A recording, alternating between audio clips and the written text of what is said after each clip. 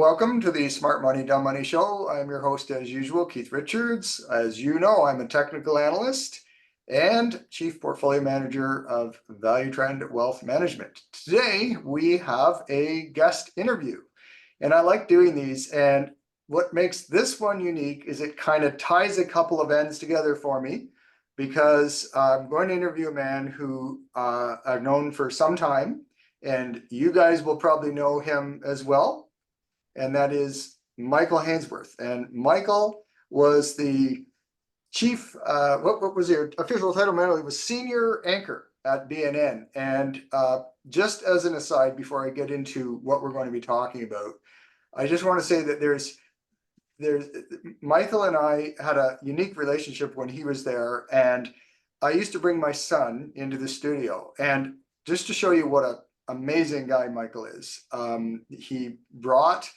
my son on a grand tour of the full facilities a couple of times actually, and had several sit-down conversations because my son was interested in media at the time. And he's just that kind of guy that will give his time, even when those guys, if you know anything about BNN, are run off their feet. So Michael was just the greatest guy. So I'm really pleased to have him for so many reasons. But just to give you a bit of background, and then we'll get into why we're here. But Michael kind of transitioned from BNN, and he was the head anchor guy. So it's really interesting that he did that, and we'll talk about why he did it.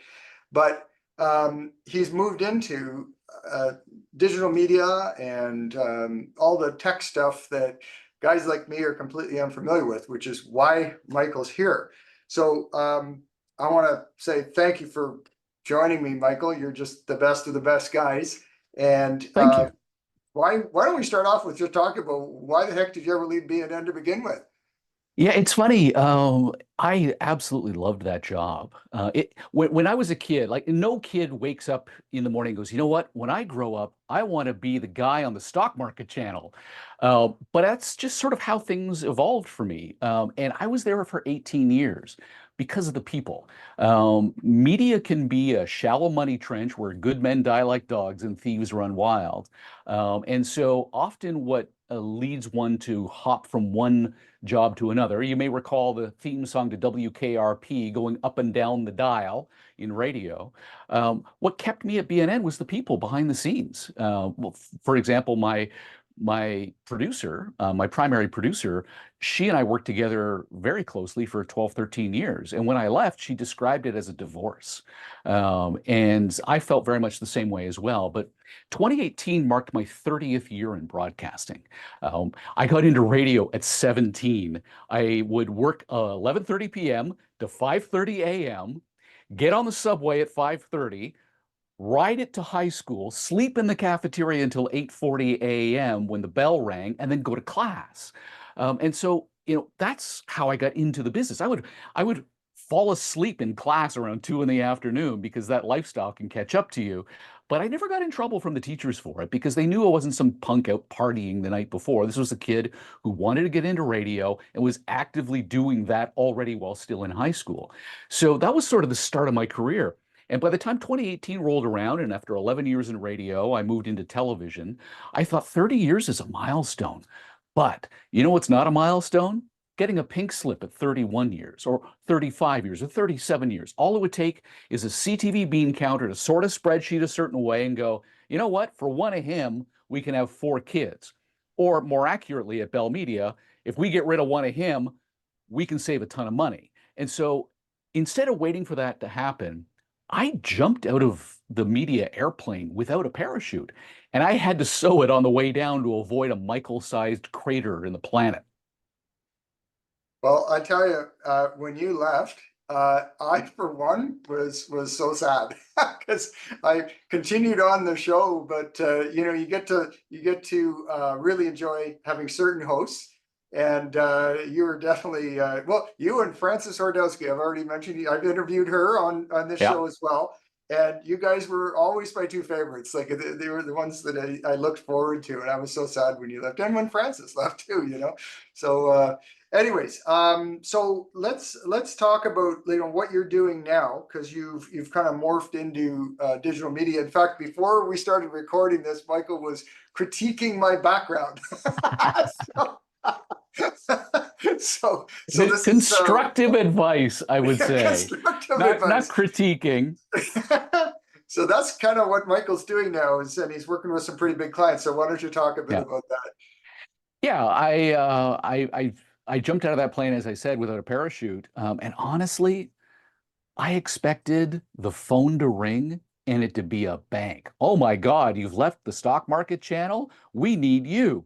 And that didn't happen. And I suppose at the end of the day, that's a good thing. The culture within a large financial institution is very different from the culture that I spent 30 years in, and an environment that I tend to thrive in. So, bullet dodged to a degree in that.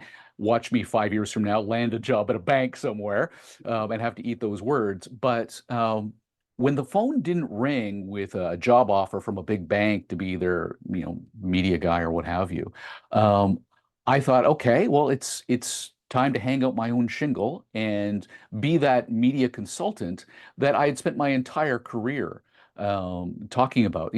The one of the big reasons why I left BNN, aside from the fact that 30 years marked a milestone, was I kept banging my head against the wall about digital first, about mobile-based video. It's all well and good that people are watching BNN on 47-inch screens at home, but we need to start making BNN for 4.7-inch screens on mobile. We've already locked in the boomer demographic. It's time Gen X, Gen Y, Gen Z, all of them come on board. And the only way you build an audience at BNN is through mobile and by making everything mobile first. They didn't feel that that was the way to go. They didn't understand that. And so I took 30 years worth of institutional knowledge and I decided to apply it to the other side of the equation, to, as we used to call it, the dark side, by working with companies to tell their stories. But what I didn't want to do is do commercials for financial institutions or for technology companies. So I create content that boosts and promotes and amplifies the thought leadership of the corporate world. And one of my favorite examples of that is Nokia is one of my clients. And when you ask the chief technology officer of a major telecom company, what gets you to spend $4 billion on a 5G wireless rollout? You might think that the answer would be, well, we want to make sure that the backplane is backwards compatible with LTE, all that geeky nonsense. The answer really surprised us, which was, we want to work with people we like. Like, you're willing to spend $4 billion because you like us? Okay. How do we get you to like us?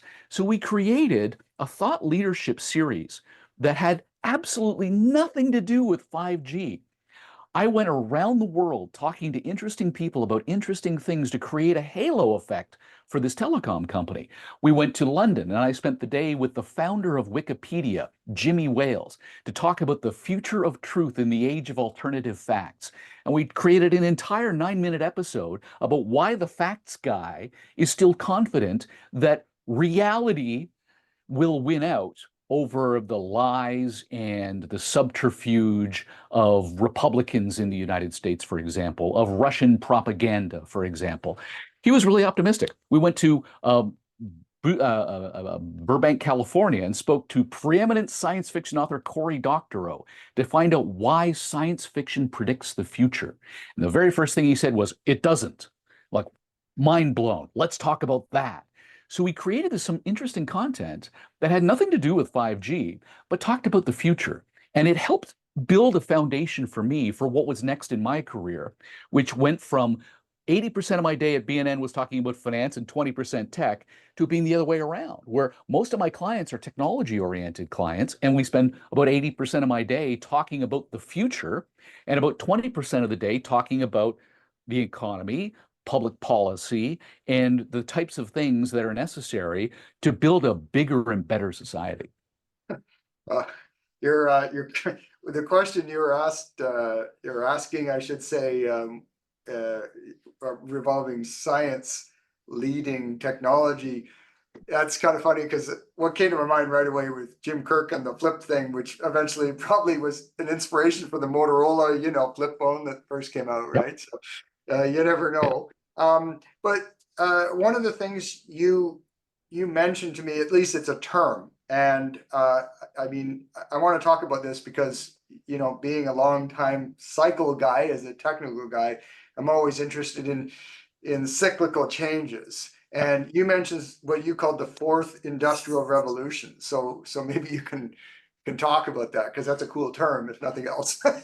Yeah, and the fourth industrial revolution implies that there were three before it. And when we were in high school, we were taught about the industrial revolution, Yeah. not about how there have already been three of them. And that's what's particularly interesting to me. Most people, when they think of the Industrial Revolution, they're actually thinking about the second Industrial Revolution, the one with high-speed trains crisscrossing the continents. The first Industrial Revolution was also steam-based, but it was focused on the factories and turning the loom into an automated type of technology where they would have punch cards that would be used to create the actual patterns in whatever it was of the fabric they were weaving. Fast forward almost 100 years, we use that exact same technology of punch cards in computers and teaching computers how to do things that way.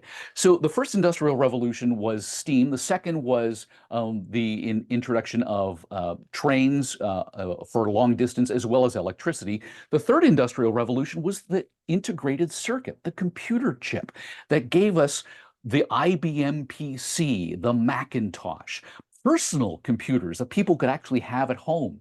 The most famous quote in computing was from Watson, the CEO and president of IBM, who in the 50s said the worldwide demand for computers is just a handful of people and a handful of organizations, oblivious to the idea that we were on this cusp of a whole new way of doing things. The fourth industrial revolution takes the technology of computers, particularly cloud-based computing, the idea that we don't need to have just one computer, we can network them all together and do incredible number crunching. We take that technology, combine it with artificial intelligence, which is only made possible by the big data that we get in computers, the Internet of Things, little devices that are sensors that keep track of everything from occupancy in a room to the temperature to the lighting to the air quality, and then combine that with 5G, the fifth generation of wireless technology. You bring these all together and you get the fourth industrial revolution, where we do things called digital twins, where you can take all of those sensors from, say, a factory or an office building or a home, take that big data and create a duplicate of it, and then ask yourself, what if we tweaked this? What if we did something different?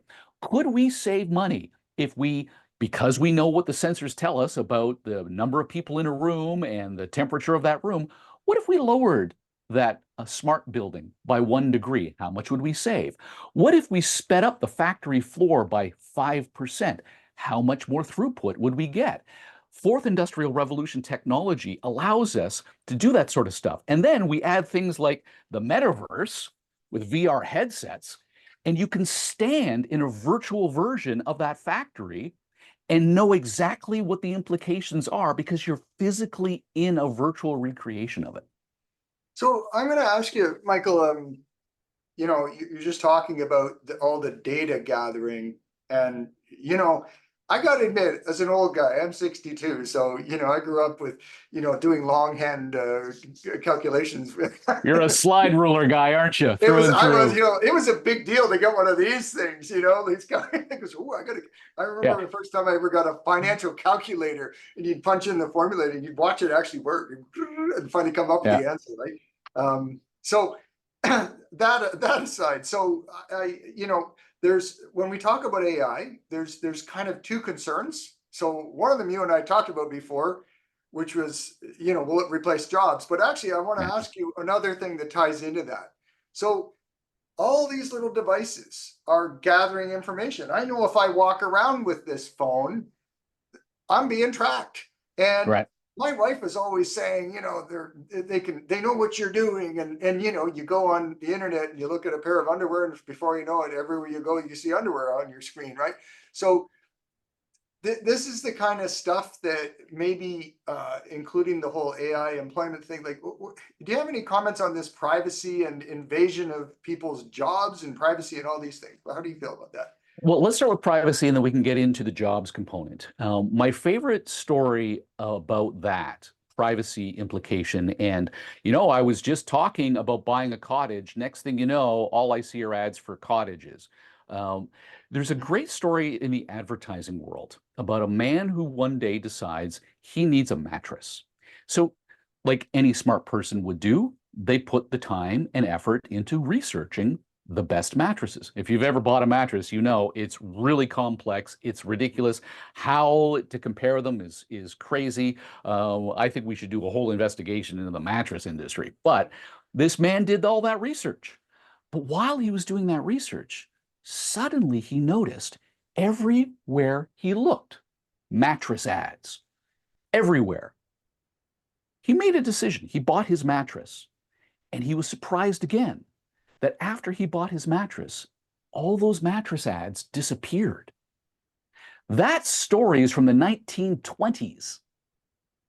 So the idea that you're sitting there having brunch, you're talking to a friend, oh, I'm thinking about buying a new car, and suddenly new car ads come up everywhere on your phone, that's not because your phone is listening to you. It's because you're listening to your phone. You're suddenly paying attention to specific things and they're popping up. The ads were always there for mattresses. The man just never noticed them until he needed a mattress. And then once he bought a mattress, he didn't need to see those ads anymore, so he didn't notice them. So I push back seriously on the idea that our phones are listening to us. What I don't push back on is our phones are keeping track of every single thing we do. So if you find yourself on a mattress website, yes, your ads are going to be all mattress ads after that. But it's not because the microphone is on and it's actively keeping track of everything you're saying and doing. It's keeping track of everything you're saying and doing without ever having to turn on that microphone. So what about, again, I'm just asking out of personal curiosity here. Those are During always the best COVID, questions. yeah, they were saying, oh, during COVID, if you went to the park where you weren't allowed to go for some reason, they would track you, now is this these phones, do they not? Because they do, if you go on Okay, Waze and you want to drive from point A to point B, there's a, so you've hit on an incredibly serious issue that is presently a major problem in the United States, particularly states like Texas. So if you want to get an abortion in Texas, you can't. You have to go somewhere else. And so when you cross that border into another place, it's not specifically that the police in Texas get an alert saying, "Doot, doot, doot, you've crossed the border." But what does happen is we have what's referred to as third-party data aggregators. Now, these people are independent companies. They're not government. There are rules about how government can intrude on your life. The fact that you didn't read through the 7,000-page user agreement when you clicked accept on TikTok, any other social media platform, any other app for that matter on your phone, buried within it is we have the ability to compile and aggregate as much data on you as we want, and we can give it to whoever we want, whoever pays the most. So what we've learned in the United States particularly is government recognizing that it's a huge pain in the ass to get a warrant from a judge will, instead of going through the proper legal process to track an individual, they will go to these third-party data brokers and say, give me everything you know about this telephone number. And you would be amazed at how much information all these aggregated companies have on you. Now, are they using it actively other than to sell you mattresses? Generally, no. But bad actors within rogue governments like the government of Texas have the ability to quietly turn to these data brokers and say, give me all the names of people who mysteriously stopped buying tampons and 4 months later found themselves out of state. Mhm. That's the scary part about these little glowing rectangles we have in our pockets. Yeah, I mean, as I said, I'd even heard here in Canada, I mean, they would track you if you were not allowed to go during Thanksgiving or whatever, all those lockdown Well, that, things. that kind of stuff is Russian propaganda. That's Yeah. anti-government propaganda. That's all that is. Okay. But there are perfect examples where it is in fact actively being used, and the ACLU in the United States is actively trying to prevent rogue states from doing these kinds of things. But the privacy cat is out of the bag. Privacy is dead as far as I'm concerned. Okay. All right. Good. And so let's go back to I mean, this is an often bantered around subject, which is, will AI create more jobs? And some people argue it will, or will it take jobs away? So that's another question I might have regarding all this new stuff. When I got into radio, computers were just becoming a thing. Almost everything was on tape still. But there was a concerted push to digitalize radio. And are you familiar with the term skeuomorph by any chance? Not a lot of people No, are. I know the word skew, but Right. A skeuomorph is when you take a real world thing and turn it into a digital thing. So, for example, in the early days of the iPhone, the YouTube app icon was a television. Things like that. The telephone icon on your phone is a skeuomorph because it's a physical telephone. Who has a phone that they put to their ear like this anymore, right? But it's still the icon. So skeuomorphs are an effective way to get people onboarded with a new technology. So when I got into radio and we were moving into digital, I, being a geek, was already well into digital audio editing, waveforms that appear. You can see where somebody coughs and when there's a silence and all that kind of perfect for editing. But the software that we used recreated the magnetic tape strip on the screen and recreated a digital version of the razor blade that we used to have to use to cut something out and then cut another piece here, join the two pieces, and then you'd have digital tape to do it. And we had to do that because so many people within radio were like, I'm not learning something new. And the only way you could get them to use the computer was to say, no, it's just like the old way, but better. And those people who still refuse to learn how to use this crappy digital video technology found themselves out of work 5 years later because anybody who didn't learn how to digitally edit audio was unemployable. Artificial intelligence is exactly the same thing. Will it take jobs? 100%. AI will cost us jobs. Whose jobs will it cost us? The people who refuse to adapt to new tools.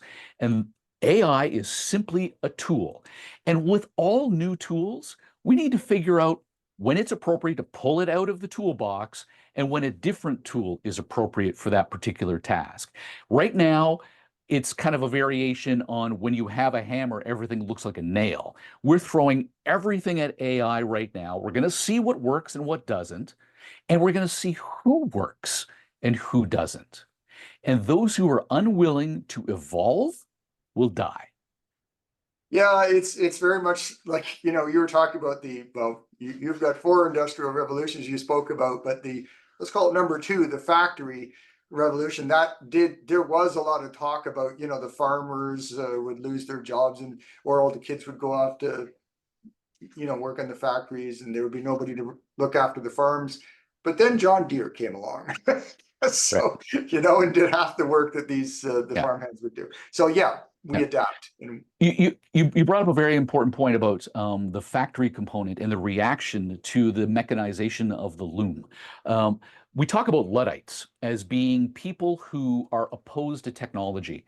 In reality, the actual Luddites who smashed the looms and attacked and burned down factories, they weren't anti-technology.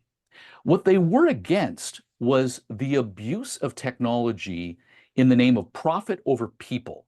So the idea of the mechanized loom was that someone who it used to take a week to produce a piece of fabric could use a loom and produce the same amount in 1/7 of the time. Instead of a week, it only took them a day. Those people weren't given 6 days off to take advantage of this new mechanization. The Luddites were like, we're not asking for 6 days off, but can we stop working 7 days a week, please? And the reason why they rose up against the machine was they weren't rising up against the machine. They were rising up against the managers of the machine who took advantage of the technology against the people who they employed. And if we find artificial intelligence does the same thing, you're going to have digital Luddites rising up against that technology too. Sure. Yeah, that makes sense.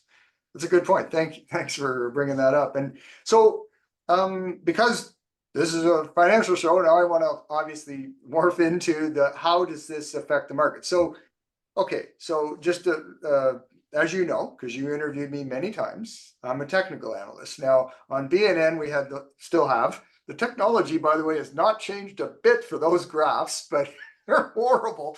But whatever the case, I was one of the people that pushed them to at least do logarithmic. That's such a complete. Dude, I was walking through a back storage area one day, and I'm like, is that a telestrator? They're Yeah, like, yeah. Like, you mean like what they use on Sunday Night Football? They're like, yeah, yeah. I'm like, why are we not using this?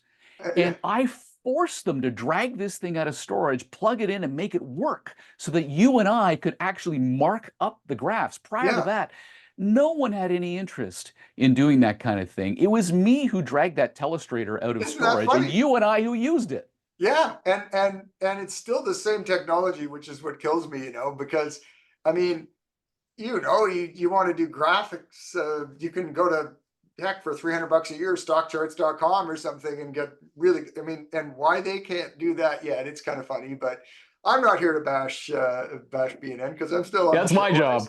I still love doing the show. Um, but whatever the case, in the world of finance and people like me as analysts, there's this, we always say it's part quant and part art, and I sometimes wonder, well, will AI truly be able to pick the right stocks, spot the right trends? I mean, any computer could look at a moving average and say that's the trend, but there's always a little spidey sense, I think, in a lot of professions. And I'm kind of curious your take on that and where you see it helping or hurting in the finance industry. It'll be the exact same answer for you as it is for me, because people will ask me, how is AI affecting your career and what you do for a living? And I'll give you a perfect example. If the roles were reversed and I was doing this interview, at the end of the interview, I would drag the final edit into a transcription service, and the transcription service would turn it into a proper text transcript. Yeah, I'll take that which one is AI powered in right. the first place. So AI is turning it into a transcript. And then a human, allegedly, according to the company I spent a lot of money with, a human will review that transcript and clean it all up. And then they'll give it to me. What I'll do is I'll take that transcript and I'll drag it into Chat GPT, because I sat down with a paid version of Chat GPT and I fed it every single thing I ever wrote, and as a style guide for Michael Hainsworth. And then I'll drag the transcript of an interview and I'll say, give me 500 words in the style of Michael Hainsworth with 3 quotes from the guest. And I want an article based upon that interview. It will spit one out for me. I will take that and I will never give that to a client. But what I will do is I will use it as a jumping off point for rewriting.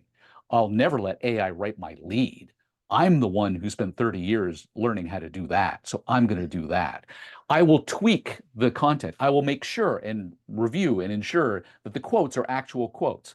While I'm in the middle of an interview, half my brain is focused on asking the questions. The other half is focused on the editing that I know I'm going to have to do. And so you'll say something, I'll go, oh, that's a great quote. I got to make sure that I remember to use that. And if it's not one of the quotes, I'll put that in manually. At the end of the day, I'm using AI as a tool to be better at my job. And that's exactly what you'll do. You'll use AI as a dashboard that will give you indications of things you need to focus on. So instead of having a universe of maybe 20 to 50 stocks that you're actively keeping an eye on, now you can expand that out to 1,000 because AI is doing the preliminary work necessary to give you a list of companies that you should look at. And much like the article that AI wrote on my behalf, you will look at all of the leads and you will say, okay, this one's a good one, this one's a bad one. I'm going to throw this out. And when you throw it out, you educate the artificial intelligence algorithm you've been using as to why you did that, so that it's not going to recommend that kind of thing in the future. So it's a work smarter, not harder opportunity within the financial services sector. You already know that algorithms have been an active part of day-to-day Bay and Wall Street life for 25 Oh, yeah, years absolutely. Yeah. already. It's really nothing new. The only thing that's new is the big data. But the big data has the same problem in finance that it does in art. If we train an AI model on all of the world's art, and then we ask it to start making art, all it's going to do is make derivative works of stuff we've already got. It's like Hollywood dredging up all of our childhood favorites and making them again. There's really nothing new there. We're really not all that interested, thank you very much, in repetitive uh, art of that nature. So similarly, you're going to find yourself in a situation where you can work smarter and harder, but the only way that data is going to learn is if you teach it. Because if it's learning based upon all the other algorithms, it's just garbage feeding garbage. Yeah, it's funny, just on that um, topic. So I'm a big fan of the Market Wizards books. I don't know if you ever heard of those books. It was a series of books written by I think his last name is Schwab, but maybe I'm thinking more because of the finance firm. Um, but whatever the case, this man's written a number of very popular books, and what he does is he goes out and he interviews great portfolio managers and great traders, actually mostly traders. And one book will be on nothing but futures traders and etc. Yeah. But you can learn from all of them because they're all very disciplined. And one of them, the interviewees that he had in one of his books, was talking about the problem with getting too quantitative. And this is where you comment on AI with the art, right? So you'd get Mona Lisa dot two, but it'd still be just a version of Mona Lisa, right?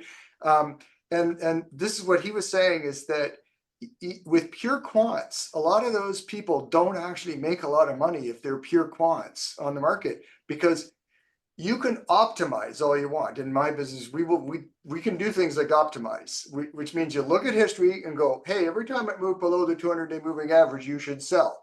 Well, that's not reality, because sometimes something will happen and it's worked 10 other times over the past 20 years and you think it'll work it again, and then it doesn't, because things do change. Well, technology changes, things move faster, etc., information flow. So you do have to, like you said, you could use the AI to provide that list, but at the end of the day, things are changing. And so I don't think there's any amount of computing power that would recognize that things could be totally different, than what has happened in the past, because all data relies on past history. Correct? Or My, my, my article analogy works for your world as well. When I worked in TV land, I would have a team of writers who would write stories, put them in my teleprompter, and I would sit in front of the computer and I would rewrite what they had given me to make it more my own voice. Um, when ChatGPT writes an article for me and then I rewrite it, how much different is that than a team of three writers behind the scenes doing the same thing? Mhm. To your point about job loss, right? We don't need Yeah. those three people like we used to. We still need one, but not three. In a similar vein, in your world, you have interns and junior advisors whose sole job is to comb the world for investable opportunities and then present them to you, the You got it. experienced one who has institutional knowledge about the industry, to go, okay, number one, that's never going to fly. Number two, that's an interesting idea. Number three, that's a long shot. And the only reason why you can make those decisions is because of the background you've got and the experience you have in the industry that tells you these things that artificial intelligence cannot.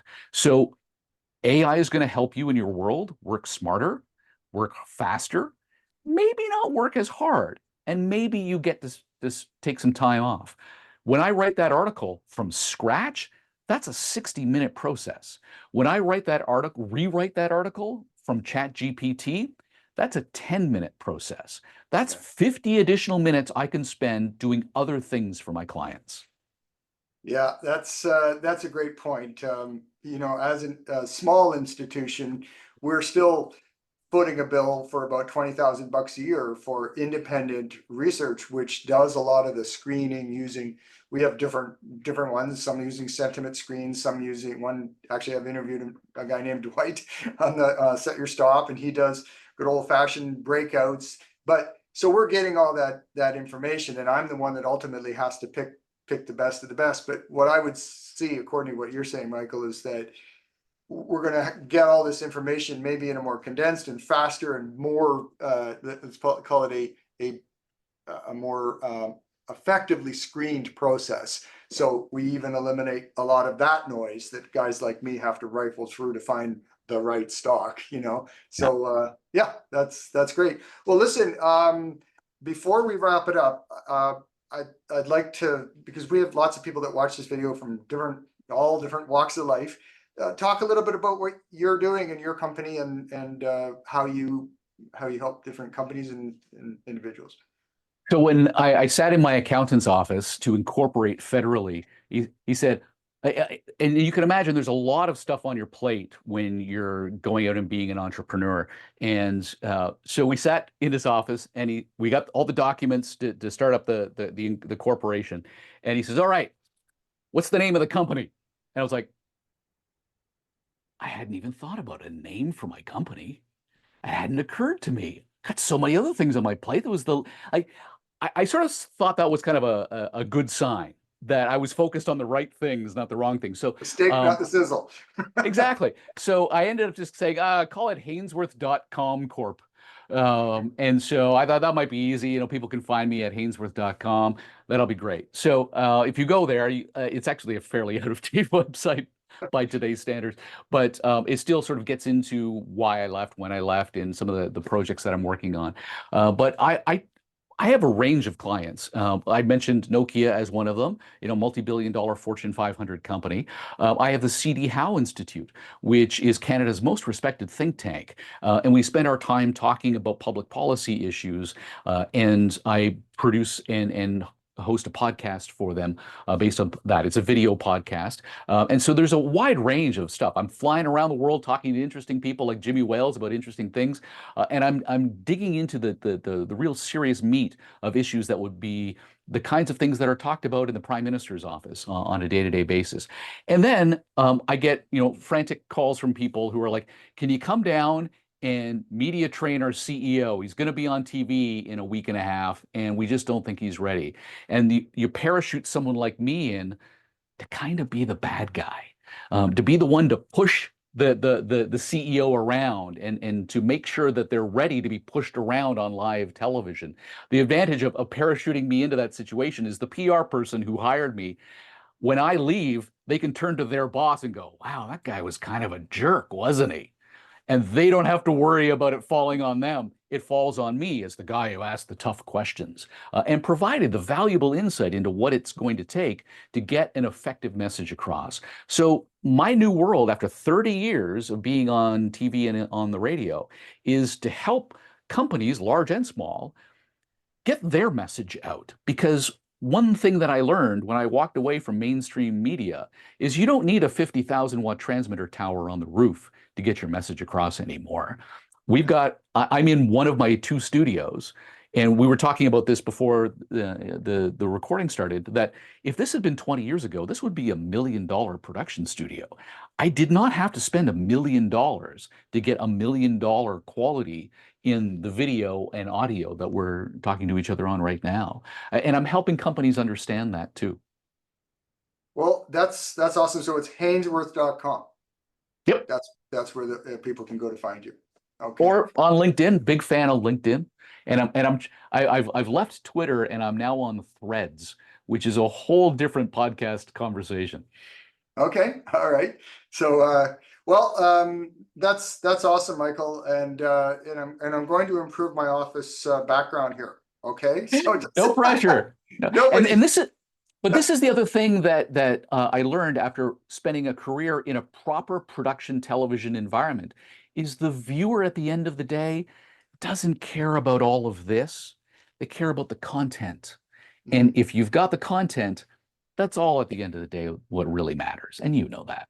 Yeah, that's right. Well, I hope this was some good content for everybody that was watching. And again, you can reach Michael at Hainsworth.com. And again, Michael, thanks so much. My appreciation for both coming on today, but also just for our relationship over the years. I really do appreciate that. So I've always enjoyed our time together, and thank you for this. yeah, excellent. Well, thanks, Michael.